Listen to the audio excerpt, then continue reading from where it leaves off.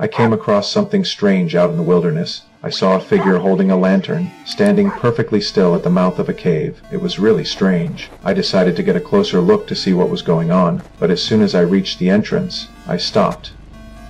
It was like some invisible force was blocking my way. I worked up the courage to reach out and touch it. The air, it felt solid. It was like hitting an invisible wall. But instead of being scared, I just got more curious about the person with the lantern. I realized the figure was moving, but just barely at first. The deeper I went, the faster it moved.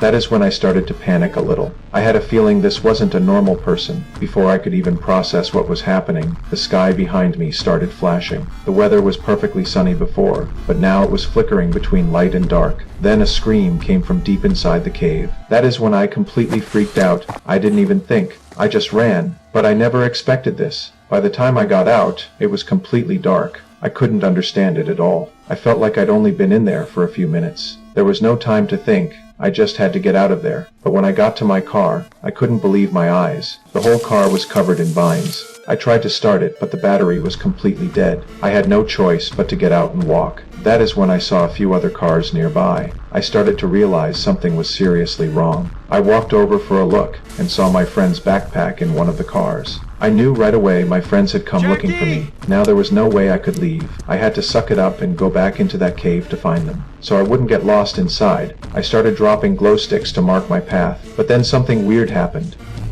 The glow sticks I tossed didn't fall. I was just stunned by what I was seeing. This was all just too bizarre. I reached out to touch one, and it started to float forward on its own. It was like it was leading me somewhere. It passed right through that invisible wall and dropped to the ground. My mind was racing with questions. Just then, the sky outside the cave flashed again. This time, I didn't run. I decided to keep going and find my friends.